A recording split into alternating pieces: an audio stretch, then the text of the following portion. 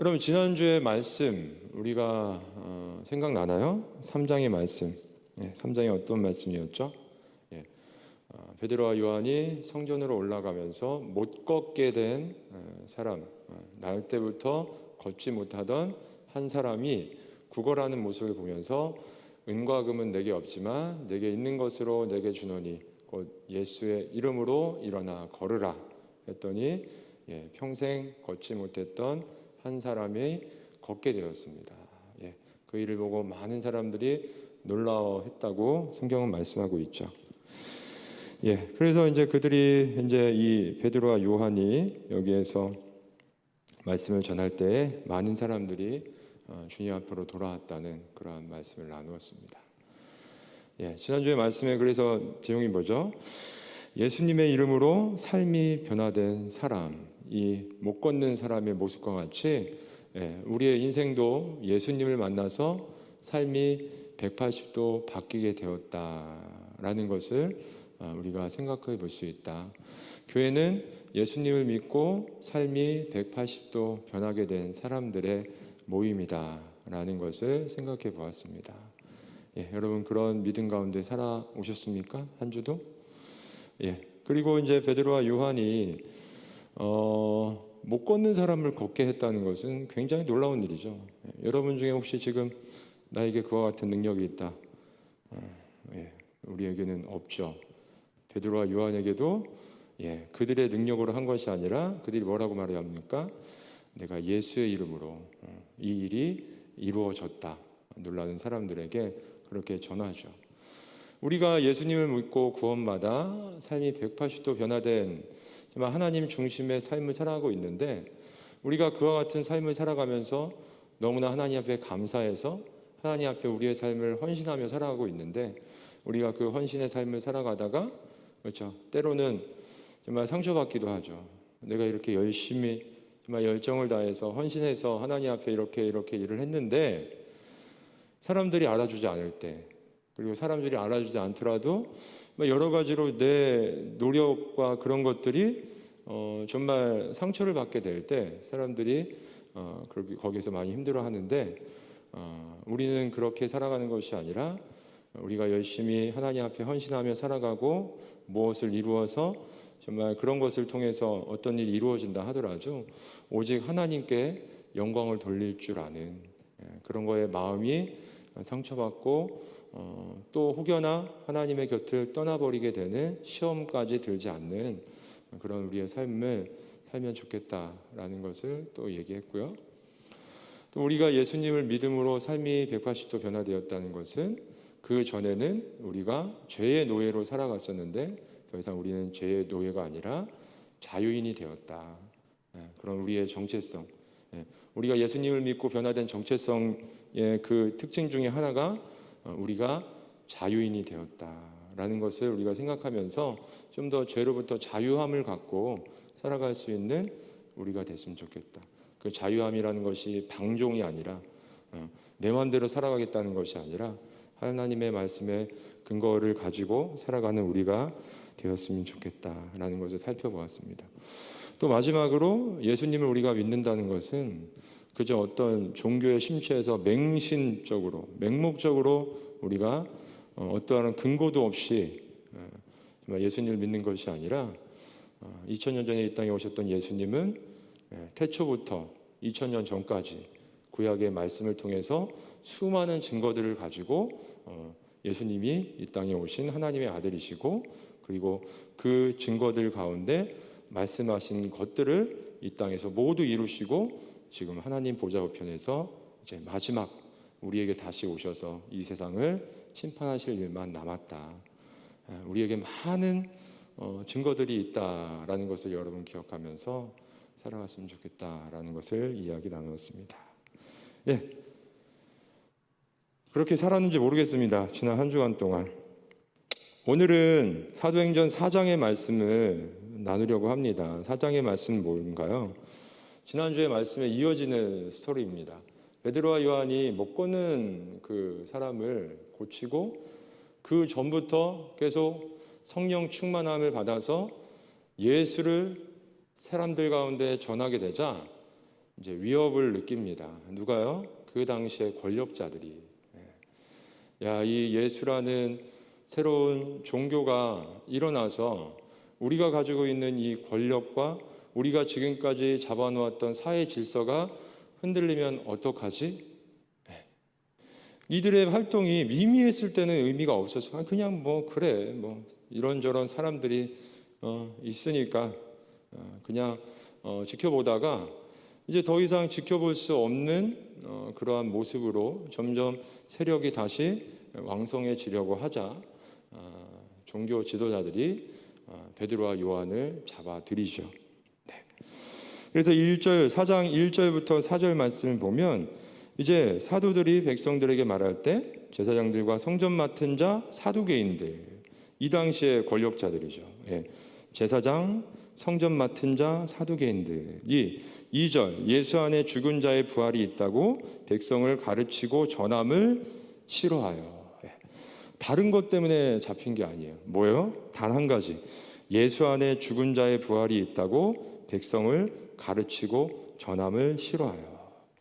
우리 인생에 있어서 가장 중요한 진리의 말씀을 전파되는 것을 싫어하여 잡았다고 합니다. 근데 그 잡은 날이 그 날에 좀 저녁이었나 봐요. 그래서 그들을 잡음에 날이 이미 저물었으므로 이튿날까지 가두었으나 말씀을 들은 사람 중 믿는 자가 많으니 남자의 수가 약 5천이나 되었더라. 여보세요. 지금 오순절 성령 강림, 예수님의 제자들이 120여 명이 다락방에 모여서 성령 충만함을 받은 지 불과 얼마의 시간이 지나지도 않았는데 예루살렘 안에서 남자의 수만 5천 명이 넘는 사람들이 그 충격장인 그들의 행하는 기적과 하나님의 말씀, 그 구약의 자신들이 다 알고 있었던 구약의 말씀들을 계속 증거를 삼아가지고 자신들한테 이야기하니까 많은 사람들이 지금 벌써 남자만 5천 명이 넘는 사람들이 예수님을 믿기 시작했다고 이야기하고 있습니다. 그래서 5절부터 12절의 말씀을 보면 이튿날 관리들과 장로들과 서기관들이 예루살렘에 모였는데 대제사장 안나스와 가야바와 요한과 알렉산더와 및 대제사장의 문정이 다 참여하여 사도들을 가운데 세우고 묻되 너희가 무슨 권세와 누구의 이름으로 이 일을 행하느냐. 너희들이 도대체 무슨 권한을 가지고 이 예루살렘 성 안에서 이와 같은 일들을 행하고 있느냐. 이 지금 모임은 뭐예요? 사내들이라는 공회입니다. 그 당시에 유대인들은 그렇죠. 유대인들을 지금 믿고 있는 그 하나님을 유대교라고 그 당시에 그렇죠. 지칭을 해봅시다. 이 유대교의 전통 안에서 이 사내들인 공회에서 모든 그 당시에 사회적으로 일어나는 그 유대인 안에서 일어나는 모든 문제에 대해서 재판을 하는 기관이었어요. 판단을 내리는 기관이었다는 거죠. 거기에 지금 잡혀 있는 거예요. 8절 이에 베드로가 성령이 충만하여 다시 한번 성령이 충만하여 백성의 관리들과 장로들아. 9절 만일 병자에게 행한 착한 일에 대하여 이 사람이 어떻게 구원을 받았느냐고 오늘 우리에게 질문을 한다면 너무 중요한 말씀이죠. 10절로 12절 말씀 너희와 모든 이스라엘 백성들은 알아라. 너희가 십자가에 못 박고 하나님이 죽은 자 가운데서 살리신 나사렛 예수 그리스도의 이름으로 이 사람이 건강하게 되어 너희 앞에 섰느니라. 여러분 우리는 이 못 걷는 사람이 걸은 것 평생토록 한 번도 걷지 못했던 사람이 걷게 된 것 불치병이라고 생각되어지는 것이 고쳐진 것에 대해서 굉장히 놀라워하죠. 지금 여러분 중에도 이런 생각을 하는 사람이 있을지도 모르겠어요. 진짜? 이 종교, 이 기독교를 만들기 위해서 그 초창기의 사람들이 지어낸 허구가 아닐까? 라고 생각하는 사람도 있을 수 있겠죠. 어떻게 평생 못 걷던 사람이 걸을 수 있을까? 근데 이것보다 더 놀라운 사실 중에 하나는 뭐예요? 이 자리에 있는 우리죠. 평생 예수님을 모르고 하나님을 모르고 세상 죄 가운데 살다가 하나님의 은혜로 이 자리에 있는 우리가 예수님을 믿고 거듭나서 하나님을 예배하는 예배자로 이 자리에 있다는 것. 여러분 이거는 어떤가요? 내 자신이 그런 존재로 지금 이 앞에 하나님 앞에 서 있다는 것 자체가 놀랍지 않나요? 못 걷는 사람이 걸은 것보다 그것과 같이 저는 그렇게 생각이 되어집니다. 11절 말씀. 이 예수는 너희 건축자들의 버린 돌로서 집 모퉁이의 머릿돌이 되었느니라. 이게 바로 또 구약의 말씀을 인용해서 그 종교 지도자들한테 얘기하는 것이죠. 시편 다윗이 지은 시편의 말씀, 하나님의 말씀을 통해서 너희들이 그 예수를, 메시아를, 너희들의 구원자라고 온 그분을 정말 알아보지 못하고 버린 돌처럼 취급을 했는데 어떻게 했다고요? 그분이 집 모퉁이의 머릿돌이 되어서 지금 너희들뿐만 아니라 인류의 구원자로 지금 역사하고 있는 것이다. 다른 이로서는 구원을 받을 수 없나니 천하 사람들 중에 구원을 받을 만한 다른 이름을 우리에게 주신 일이 없습니다. 오늘날 정말 사람들이 정말 알러지를 일으킬 만큼 싫어하는 말이죠. 오직 예수에게만 구원이 있다. 오직 내가 믿는 그 존재에게만 구원이 있다. 여러분 이번 주에 가서 동료들, 직장 동료들에게, 학교 동기들에게 이렇게 한번 강력하게 선포를 해보십시오. 그동안 모든 인간관계가 어떻게 될까요? 그런데 뭐라고 말씀하고 있어요? 하나님께서는 우리에게 오직 예수 그리스도 한 분, 그분을 통해서 구원을 주셨다. 제가 대학교 때 저는 역사 전공하는데 어떤 교수님께서 이제 그 해에 은퇴를 앞두신 정말 그 학과에서 정말 모든 사람들에게 존경을 받는 되게 인격적이신 교수님이 계셨어요. 그분은 항상 말씀하셨죠. 종교를 이야기할 때 여러분, 모든 종교는 구원에 이르는 길을 사람들에게 제시해 주고 있습니다. 불교를 믿던, 그렇죠? 이슬람의 알라를 믿던, 그 어떤 종교를 믿던 그 모든 종교들이 추구하는 것은 결국 사랑이고 절대적인 존재 한 분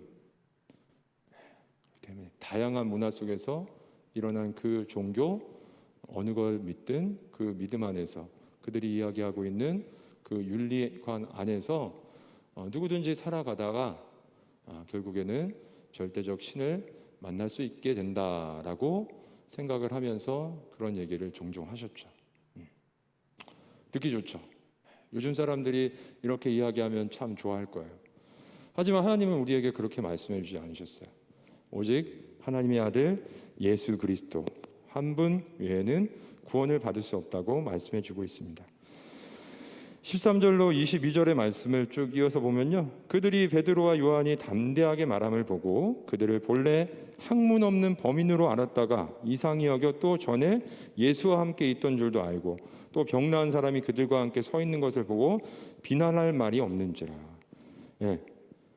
이들이 행한 일, 이들을 통해서 나타난 일들, 못 걷는 사람이 걷게 되고 지금 베드로와 요한이 이야기하고 있는 그 성령 충만한 오순절 성령 강림한 그 순간부터 이들이 안 들었겠습니까? 그렇죠?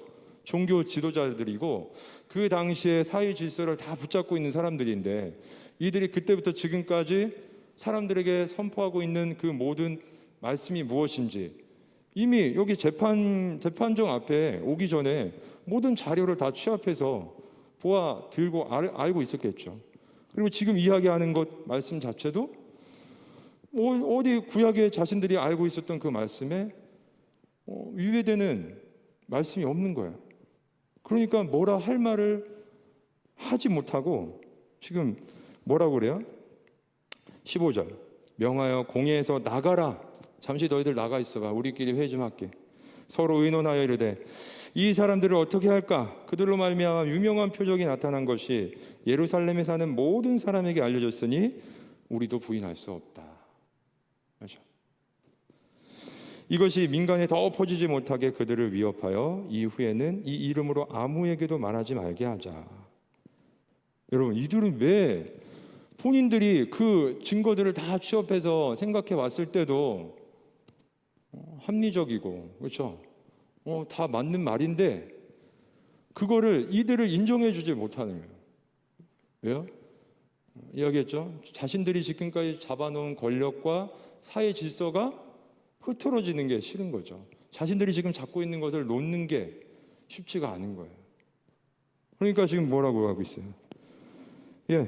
18절 그들을 불러 경고하여 도무지 예수님의 이름으로 예수의 이름으로 말하지도 말고 가르치도 말라 하니. 너무나 중요한 우리 오늘 말씀 19절 베드로와 요한이 대답하여 이르되 하나님 앞에서 너희의 말을 듣는 것이 하나님의 말씀을 듣는 것보다 옳은가 너희들이 판단을 해봐라. 우리는 보고 들은 것을 말하지 아니할 수 없다. 여러분이 진짜 예수님을 믿는 것이 진리라고 굳게 믿고 있다면 그거를 말하지 않고, 예전에 그런 친구를 봤어요. 대학교 다닐 때 대학 광장에서 어떤 친구가 정말 얼굴이 막 기쁨에 가득 차서 이제 그때가 점심 시간이었던 것 같아요. 그래서 청년 캠퍼스에 이제 청년들이 막 이게 대학생들이 여기저기 흩어져 있는데 여기저기 뛰어다니면서 예수님을 전하는 모습. 아직도 기억이 생생합니다. 난 그때 뭐 하고 있었을까? 네. 우리는 보고 들은 것을 말하지 않을 수 없다. 21절 관리들이 백성들 때문에 그들을 어떻게 처벌할지 방법을 찾지 못하고 다시 위협하여 놓아주었으니 이는 모든 사람이 그 된 일을 보고 하나님께 영광을 돌림이라. 이 당시 유대인들은 여러분 우리가 성경 말씀 지금 아는 지식 정도가 아니에요. 지금 현재 오늘날의 유대인들도 마찬가지일 거예요. 그들에게 있어서 구약 성경은 하나님의 말씀이고 그들의 역사에 그쵸 완전히 정체성의 제일 중심에 있고 그 중에서도 모세오경 굉장히 중요하죠. 거의 외우다시피 하고 있으니까 지금 일어나는 이 모든 현상들이 자신들이 이미 알고 있는 그 구약의 하나님 말씀에 다 부합하는 일들이 지금 일어나니까 어떻게 할 수 없는 거예요. 그걸 만약에 건드렸다 치면은 밀란이 일어날 수 있는 거죠. 사람들이 그러니까 가만히 있는 거예요. 이 표적을 병나은 사람은 40세 나이 또래 되었나 봅니다. 23절로 31절 말씀. 사도들이 노임에 그 동료들에게 가서 제사장들과 장로들의 말을 다 알리니 드디어 노아 주임 풀려나게 됐어요. 그래서 다시 예수님의 제자들이 모여있는 그 공동체 안으로 들어가서 자신들이 겪은 모든 말을 다 알리니 24절 그들이 듣고 한 마음으로 하나님께 소리를 높여 이르되 대주제여 천지와 바다와 그 가운데 만물을 지으시니요 또 주의 종 우리 조상 다윗의 입을 통해서 성령으로 말씀하시기를. 또 이렇게 말씀이 기록되어 있죠. 시편 말씀 중에 어찌하여 열방이 분노하며 족속들이 허사를 경영하였는고. 지금 분노하고 있습니다. 로마의 지도자들과 이 유대 지도자들이 분노하고 있어요. 세상의 군왕들이 나서며 관리들이 함께 모여 주와 그의 그리스도를 대적하도다. 이미 이렇게 말씀에 기록된 대로 지금 이루어지고 있다라는 것을 그 말씀을 생각하면서 또 지금 힘을 얻고 있죠. 27절 과연 헤롯과 본디오 빌라도는 이방인과 이스라엘 백성과 합세하여 하나님께서 기름 부으신 거룩한 종 예수를 거슬러 하나님의 권능과 뜻대로 이루려고 예정하신 그것을 행하려고 이성에 모였나이다. 주여 이제도 그들의 위협함을 굽어보시옵고 또 종들로 하여금 담대히 하나님을 말씀을 전하게 하여 주시오며 손을 내밀어 병을 낫게 하시옵고 표적과 기사가 거룩한 종 예수의 이름으로 이루어지게 하옵소서 하더라. 하나님 이렇게 지금 고난을 받고 있지만 우리가 하나님의 말씀을 계속 전하기 원합니다. 우리에게 힘을 주셔서 계속 그 사명을 감당하게 해주십시오 라고 지금 기도하고 있는 것이죠. 모든 제자들이 빌기를 다음에 모인 곳이 진동하더니 무리가 다 성령이 충만하여 담대히 하나님의 말씀을 전하니라. 여러분 지금 대표적으로 일어난 사건이 뭡니까?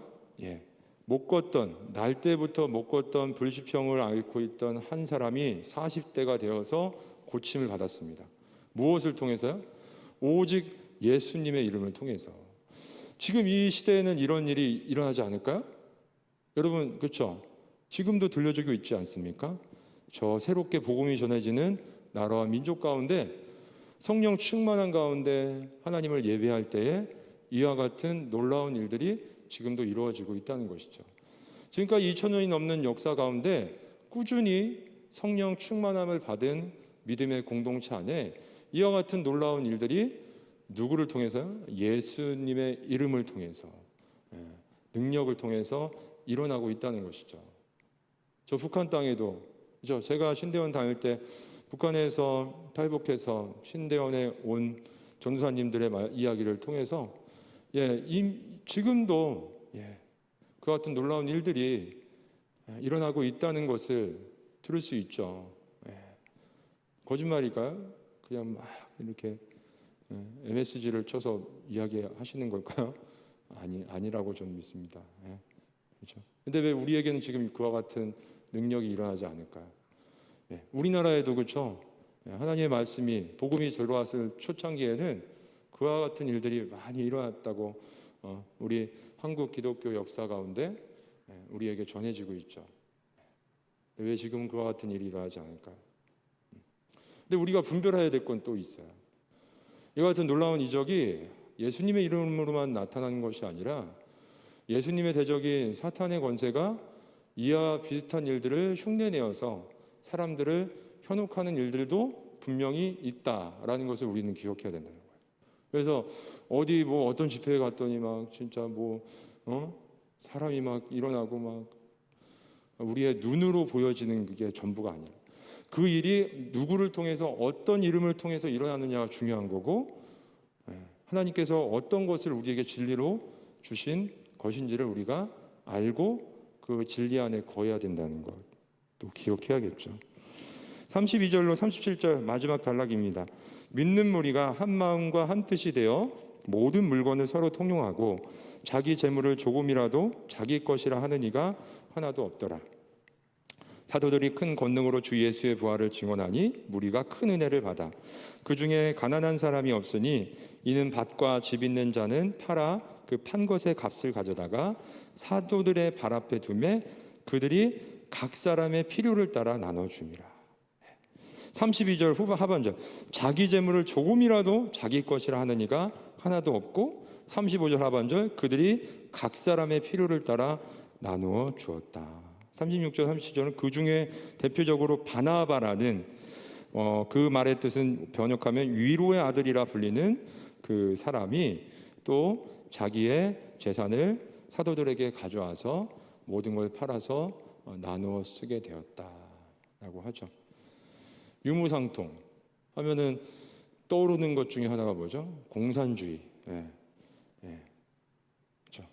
마르크스, 레닌 이런 공산주의 이념 사상 체계를 만들었던 사람들이 어디에서 이렇게 그거를 가져왔다고 합니까? 이 하나님의 말씀인 성경을 통해서 가져왔다고 하죠. 근데 그 공산주의 그렇죠. 공산국가들은 다 몰락을 하고 좀 남아있긴 하지만 우리가 봤을 때 객관적으로 봤을 때 그들이 사는 모습이 좋아 보이진 않습니다. 근데 이 말씀이 이루어지는 게 그렇죠. 되게 이상적인 일일까요? 이상적인 일은 아니죠. 그렇죠. 2000년 전에 이미 이 초대교회 당시에 이런 일은 실제로 있었던 것이고요. 그렇죠. 근데 오늘날 또 이렇게 살펴보면 어디에서 이와 같은 일들을 비슷하게 흉내를 냅니까?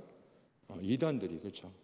사람들을 현혹해서 전 재산을 교회에 바치게 해서 그 안에서 마치 자기들이 정말 이 땅에서 에덴 동산을 이룰 것 같이 다시 낙원을 회복할 것처럼 그렇게 사람들을 현혹해서 그들의 공동체를 세우는데 그 모습 또한 우리는 실패하고 하는 모습들을 볼 수 있어요. 왜 그럴까요? 우리는 예수님을 믿고 구원을 받았고 성령께서 우리와 함께 하시며 우리의 삶을 계속해서 성숙함으로 인도해 가시지만 여전히 우리에게는 죄의 그렇죠? 본성이 남아 있고 우리가 성령 충만 그렇죠? 예수님을 믿기 시작해서 하나님께서 우리를 부르시는 그날까지 이 땅에서의 삶을 우리가 정말 단 한순간도 이렇게 업다운 없이 정말 성령 충만함으로 쭉 살아간다면 이게 가능할지도 모르겠습니다. 그렇죠? 초대교회 당시에도 여러분 지금은 이 말씀에서는 지금 유무상통의 그 아름다운 교회의 모습이 나타나지만 잠시 후에 계속 이제 새롭게 세워지는 뭐 고린도 교회나 에베소 교회나 초대교회 여러 교회들이 모습에 많은 그 안에서 다툼과 그리고 여러 가지 죄의 문제들이 발생하는 것을 우리는 발견할 수 있죠. 이게 길게 못 간다는 거죠. 그렇죠? 갈 수가 없어요. 실제적으로 참 안타깝지만. 그렇다면 오늘 말씀, 오늘 말씀을 통해서 두 가지를 말씀드리고 싶어요. 예수님을 믿고 그로부터 시작되는 고난의 문제. 좀 더 이 고난의 문제 중에서 디테일하게 딱 한 가지를 찝자면 예수님을 전함으로 우리에게 찾아올 수 있는 고난과 박해의 문제. 여러분 지금까지 살아오면서 예수님 믿고 예수님을 전함으로 내가 예수님을 믿는 사람이라는 것을 이렇게 드러내고 살아가면서 그 한 가지 이유 때문에 뭔가 이렇게 불이익을 당하고 그렇게 살아온 적이 있으십니까? 경험이 있나요? 한번 생각해 봤으면 좋겠어요. 그런 경험이 없다면 왜 그럴까? 생각해 볼 수도 있겠죠. 그 원인 중에 하나는 우리의 믿음이 아직 작아서 연약한 믿음 가운데 있어서 그럴 수 있어요. 니고데모라는 사람이 있었잖아요, 그렇죠? 니고데모는 바리새인 여기 공의회 지금 좀 전에 사내들인 공의회 있잖아요. 여기에 소속된 바리새인은 당시에 이렇게 상류층이 아니라 일반 평민 중에서 하나님을 잘 믿는, 그런데 자신들이 너무나 하나님의 말씀 앞에 정말 철저하게 지키며 살아가고자 했던 그 평신도 신앙운동, 신앙회복운동 약간 이런 느낌인 거야. 평신도 중에도 유독 하나님을 내가 특심한 마음을 가지고 한번 하나님 말씀을 하나부터 여기까지 좀 잘 쪼개가지고 다 지켜봐야겠다. 그 열심을 가지고 있었던 사람들 바리새인들이거든요. 근데 그 중에 니고데모라는 사람도 그렇죠, 공예 회원이었는데 예수님께 찾아왔어요. 예수님이 하시는 그 모든 나타나는 현상들을 보니까 자기가 알고 있는 그 구약의 말씀에 바로 보내주시겠다는 그 메시아가 맞는 것 같아. 그런데 자기가 지금 있는 자리가 있으니까 함부로 막 이렇게 그거를 드러낼 수는 없고 조용히 밤에 찾아와서 예수님께 진리에 대해서 당신이 진짜 그분이 맞냐, 그렇죠? 그래서 성경에 한 번 나오지만 자주 이렇게 하지 않았을까요? 그리고 예수님께서 우리의 죄를 위해 십자가에 달려 죽으시고 3일 만에 다시 살아나시고 부활 승천하실, 예수님께서 십자가에 죽으실 때에 니고데모가 안타까워했잖아요, 그렇죠? 근데 그가 그때까지도 이렇게 그거를 자기가 예수님 믿는 걸 오픈하지 못했어요. 여러분 그거에 대해서 너무 그 마음에 무거운 짐을 지고 그렇게 신앙생활을 할 필요는 없을 것 같아요. 우리의 믿음이 작아서 내가 있는 지금 어떤 공동체 안에서 내가 일하고 있는 회사나 학교에서 내가 그리스도인이라는 것을 당당히 지금 내가 드러내지 못한다고 그걸 너무 저기 하지는 않았으면 좋겠어요. 중요한 거는 그러다가 아예 하나님을 모르겠다 하고서 그냥 하나님을 떠나서 세상으로 아예 믿음을 버리고 떠나는 것보다는 지금 내가 모습이 그렇게 연약한 믿음에 있을지라도 계속 여러분이 스스로 날마다 하나님 앞에 큐티를 통해서 하나님의 말씀과 기도를 통해서 하나님 앞에 인격적으로 내가 계속 반항을 하고 하나님 저의 모습은 지금 이렇지만 제가 계속 하나님 앞에 믿음으로 살아가고 싶다는 그 끈을 놓지 않고 그렇죠? 살아가는 게 더 중요하죠. 그러다 보면 하나님이 깨닫게 하시고 하나님이 능력을 베푸셔서 그 사람을 통해서 더 하나님 말씀 앞에 붙잡혀서 살아가고자 하는 그 믿음의 자리까지 계속 끌어가시는 거죠. 그리고 어느 날 뿅 보니까 내가 예전엔 요 정도의 믿음의 자리였는데 지금은 근데 이게 어떻게 된 거지? 생각해 보면 하나님의 은혜인 거죠. 내가 진짜 뭘 막 해가지고 된 것이 아니라 하나님께서 그 끈 가운데서 계속 나를, 그래서 고난의 문제 앞에 지금은 여러분이 그 작은 연약한 믿음 가운데 있기 때문에 고난의 문제가 지금 와닿지는 않을 수 있어요. 근데 제가 많은 이제 분들 이야기를 들어보면 전에 교회에서도 어떤 권사님, 안수 집사님이 예전에는 교회 이제 금요기도에 가면, 권사님이 금요기도에 오면 술 마시고 와가지고 문 열고 들어와서 머리채 이렇게 찝어서 가시던 분이에요. 오늘 하나님께서 찾아오시고 변화시켜 주셔서 지금은 아주 그냥 교회에서 신실하게 예배 가운데 하나님의 은혜를 사모하며 교회에서 충실하게 교회의 여러 가지 일들을 감당하는 모습을 봐요. 어떤 분은 정말 대지를 어깨에 이고 산 꼭대기에 올라가서 산신령에게 제사를 지내는 그런 무당 박수의 일을 하던 부부 권사님, 장로님이 계신데 하나님께서 찾아가셔서 그들의 삶을 변화시켜 주시고 교회의 신실한 일꾼으로 바꾸어 주시는. 여러분, 앞으로 살아가면서 이거를 생각해야 된다는 거죠. 우리가 신앙이 성숙해지고 하나님 예수님의 이름을 선포하는 우리가 예수님을 믿고 있다는 것을 사람들 앞에 드러내고 살아가는 그와 같은 모습으로 우리가 나아갈 때 박해가 찾아올 수 있지만 우리가 그것을 오늘 말씀을 기억하면서 담대히 이겨내는 삶을 살아가길 원한다. 요즘 시대를 보면서 이렇게 생각하는 사람도 있을 거 아니에요. 있을 것 같아요. 이제 전도하는 시대 아니야. 우리끼리 교회 안에서 열심히 신앙생활 잘하고 예수님은 그냥 우리가 이렇게, 그렇죠? 그거는 두 번째, 세 번째 이렇게 우선순위를 미루고 살아가야겠다. 절대 아니죠. 오늘 말씀은 뭐예요? 분명하게 말씀하고 있어요. 예수 그리스도를 우리가 삶의 구세주로 모셨다면 그 예수 그리스도를 전하며 그 전하는 가운데 하나님께서 여러 가지 역사를 하셔서 사람들이 주님 앞으로 돌아오고 또 주님 앞으로 돌아오지 않더라도 많은 사람들이 보면서 저 사람 그리스도인, 그렇게 우리가 보여주려면 어떻게 해야 될까요? 우리의 삶의 또 태도 또한 바뀌어야겠죠. 정직하게, 진실되게. 그리고 또 한 가지 마지막 오늘은 두 가지인데 그 박해에 관련된 거, 두 번째는 서로 물건을 유무상통하더라. 그럼 어떻게 해야 될까요? 우리는 이 물질의 문제, 우리 좀 전에도 봉헌했죠. 우리 몇 명의 청년들이 봉헌했는지 모르겠습니다. 하나님 앞에 헌금을 한다는 것, 어떤 의미예요? 봐봐요. 우리가 구원을 받아서 하나님 앞에 구원의 은혜가 감사하죠.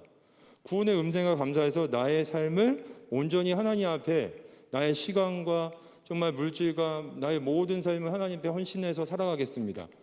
이거는 교회에서 그냥 아침부터 저녁까지 그냥 1년 365일 살겠다는 의미가 아니라 내가 살아가게 하신 그 삶의 자리에서 하나님의 말씀이 기준이 돼서 전적으로 살아가게 제가 하나님 앞에 다짐합니다.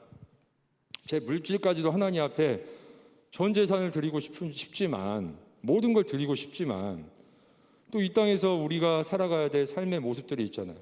그렇죠? 만들어가야 되고 유지해야 될 삶의 모습들이 있잖아요.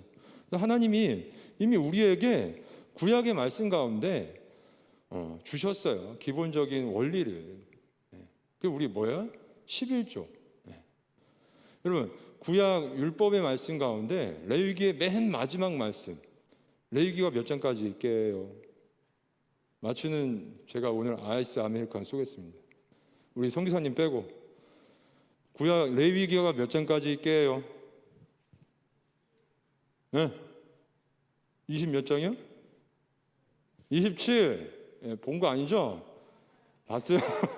예, 보셨어도 제가 쏘겠습니다. 두 분은 커플이니까, 커플은 한 몸이니까 두 분에게 쏘겠습니다. 레위기 27장 맨 마지막 말씀 볼까요? 레위기는 출애굽한 이스라엘 백성에게 하나님이 주신, 너희들이 앞으로 지키며 살아가라고 주신 하나님의 말씀이죠.